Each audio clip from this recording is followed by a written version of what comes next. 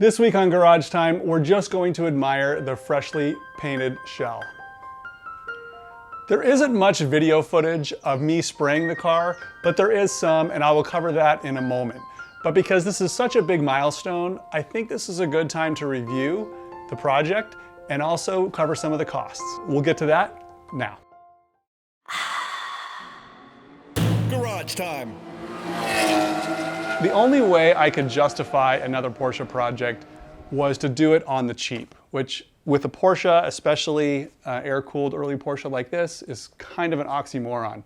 But let me explain. Okay, the story on this car is that it came from Nevada where it had been wrecked, and it had been sitting for a number of years. And as it was sitting, parts started disappearing. So by the time I found it, or the guy I bought it from found it, it had been parted out. So it was an abandoned, stripped out shell. Only thing it had was some of the suspension, which much of it was bent. It had some, like a box full of parts, a couple windows, you know, very minimal things with the car. So I picked up the car for $4,000. This was in, I think, early 2017.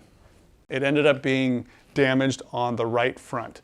And it looked like the hit was mostly on the tire, which bent up the suspension arms and really tweaked a lot of the chassis.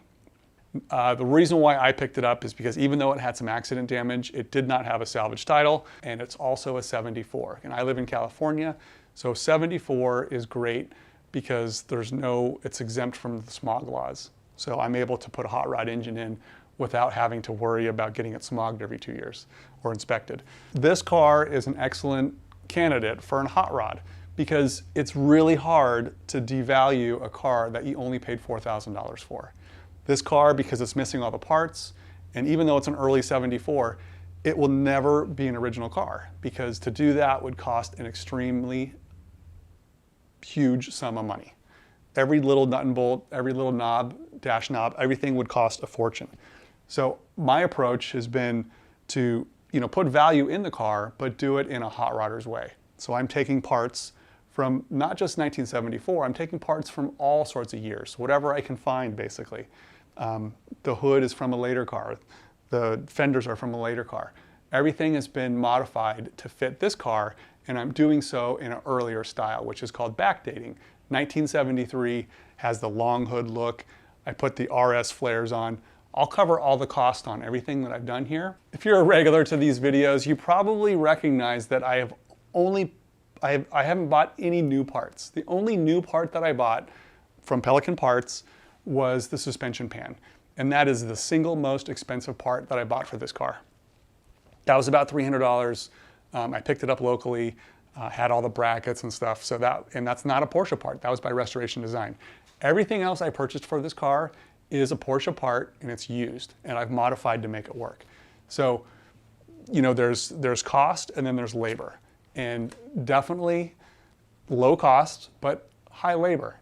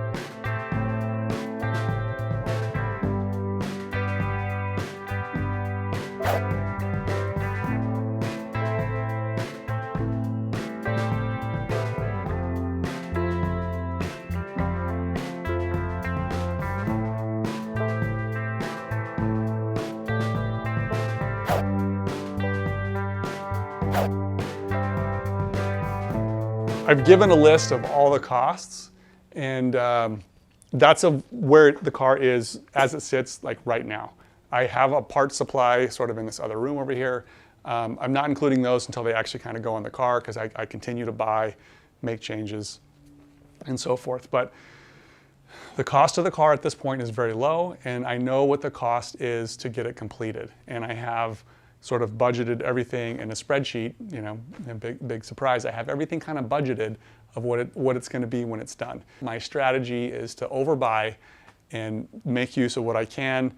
Sometimes I refurbish parts and then I sell them. So, you know, it's a hobby of not only working on cars, but collecting parts, finding out what is best for myself, and then moving other parts on to other people, and being patient. So I'm patient. I sometimes get 2x of what I paid for something because I'm patient. This is a big milestone for me because it really means that I have an accident-free and rust-free car to build what I want. And it happens to look like a Longhood.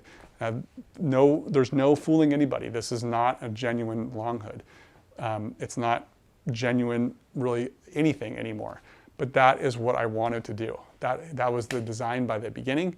This is not an authentic car. It is a car to be fun. And I talked about the value. You know, this car was something no one else wanted. So for those of you that feel like early 74 should be preserved, that had gone out the window a long time ago when someone else started stripping it out. One school of thought is, you know, buy the best car you can afford. And I totally get that. I recommend that. But the other school of thought is, you know, if you're willing to do the work yourself, you can put in the sweat equity and have something equally as good. Now, for me, I tend to buy something and take it apart. So in this case, it was already taken apart. Another comment I get often is, well, you know, all the time you put in has to have some value. And yes, I mean, there's definitely an opportunity cost with time. So I roughly know how much time I put into this car. It's all pretty much on YouTube, except for the early suspension work that I did to straighten out. But I have a rough idea of the number of hours. And I can put a cost to it, and it's a big number. But the idea is, you know, this is a hobby. And what are you going to do with your time, your free time? This is what I do. I don't watch TV. I don't play golf. I spend time with my family, and this is what I do for myself. So to me, the cost is free, and the amount of enjoyment and satisfaction you get from doing it yourself is worth it. I think, if anything, it's a cheap hobby. So shopping for parts is, you know, enjoyable too. You know, parts are all over the place. Some parts people are extremely proud of. They're very, very expensive. Some stuff is either miscategorized or people just want to get rid of it. And I will typically buy parts in large bundles. And I've done that probably 4 or 5 times. And I keep the parts that I need for myself, and then I move the other parts on eBay or Pelican Parts or whatever. And that has actually allowed me to recover a lot of the cost on this car. This car, I'll get to the chase. This car, if you look at the net costs, is only about $1,000 to $2,000. And I'll show you exactly how. In fact, if you want to see the spreadsheet, there's a link below. You can click on that. Sign up for the newsletter. I will give you the full spreadsheet of all the parts that I've purchased and sold to get the net cost of this car as low as it is. So the general idea is to, you know, put as much labor and savings into the car in the early stages. Basically, up until now, it's been extremely low budget. But there is a time that will come, and hopefully it comes pretty shortly. I know a lot of you are interested in what's going on with the drivetrain. There will be a time where money has got to be spent. You know, I'm not going to put an electric engine. I'm not going to put a Subaru engine. I'm not going to put a V8 or V6 or anything. I'm putting a Porsche engine in this, and that's going to be where the expenses are. And that's going to be the experience of driving a Porsche, is a Porsche engine, and that's where I'm most excited about, and that's what I want to spend my time and effort, because I think in terms of the driving experience, it mostly comes from that engine. And this is basically going to be a stripped out car with an engine and a gear shifter and a steering wheel. I mean, it's not going to be fully detailed Concours car. It's going to be bare bones very Spartan interior. The exterior will look somewhat stock, but I will probably be making, you know, my own Lexan plexiglass windows. There's going to be a lot of weight savings that will continue in this car. The advantage of this car is that it came with a lot of weight savings. Everything that goes on this car means I have to buy it and put it on. And because it's a low budget build, it will be very Spartan. Now, I have most of the parts that are needed for this project, at least to make it drive, with the exception of the engine. And I do have plans for a temporary engine that are going to go in. I'll get to that on a future video, but the goal here is to make this car drivable with the lowest amount of cost possible, and then start, you know, making changes. I have provisions going into this car for, you know, reinforced chassis for coilover suspension. Not a cheap update. I'm going to be doing lots of modifications to the chassis with a roll cage, things that are going to make it a good platform to make it progress over the years. But number one goal is to have something to drive and enjoy, even if it's slow, and then migrate to something more and more fun as we go by. So hopefully that gives you a little insight as to what's going to happen with this car. I don't have any great time frames for you. For instance, the suspension pan could take 6 weeks. That was unanticipated, and it had to be done. So time frame, it is what it is. I don't have a solid answer for that. Please continue to watch the videos. It's, you know, weekly progress.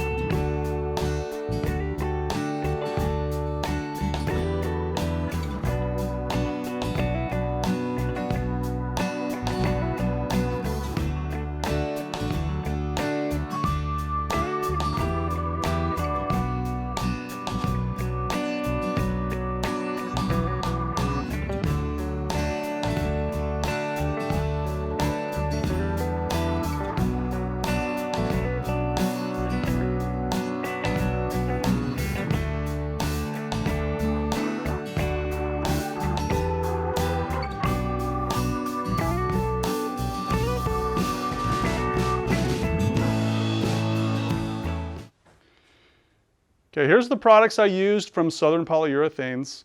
It's their epoxy primer. There's a bottle of activator here somewhere, also another gallon. I might have bought too much, but I want to use it for the interior too. And then wax and grease remover. This stuff, even though it says waterborne, is super strong and does a great job cleaning. I didn't have any issues with contaminants from the surface. So that's that. And then this here is a dissected, you know, Harbor Freight gun. It's like a $20 spray gun. I had a couple issues with it, mostly because it was just not cleaned out right, but you know, it does an okay job of spraying the primer. If you look at the primer, you know, really closely, I don't know if you can zoom in here. If you look at the texture of the primer really closely, you know, none of the primers really lay super flat, but this one did okay. There's a welded spot right there. If you see it in the light there, you can see a little reflection. So there's a couple issues like that on the car, which is totally to be expected. I plan on doing a skim coat of filler anyways. But in general, the spray gun did okay. I think I shot at about 30 PSI, and you can see kind of the technique. The paint just comes out slow, mostly because I'm not that experienced either. I didn't want to, you know, put it on too heavy. This is not a build primer. This is only a kind of sealer or you know, bare to metal kind of adhesion primer. This is a foundation to put the high build primer and the filler over the top of. So the DIY technique going into this car is not for everybody. I don't want this to be the only way to restore a car. I mean, this is something that is very much a labor of love. It's certainly driven by hobby and passion and just plain patience and willpower to get this done. This is not a typical way to do it, but it's a way that like I enjoy, and it's almost fun keeping it low budget because, you're thinking about the cost and you're doing it within constraints, and it motivates you to build the best car you can for the lowest possible cost. And sure, it takes longer, but you know, that's just part of the process, and I want to be clear about the process. It's not for everybody. I have more time than I have money, so it's a trade-off. I could go into lengths about, you know, what is the cost of the DIY method versus trading your time.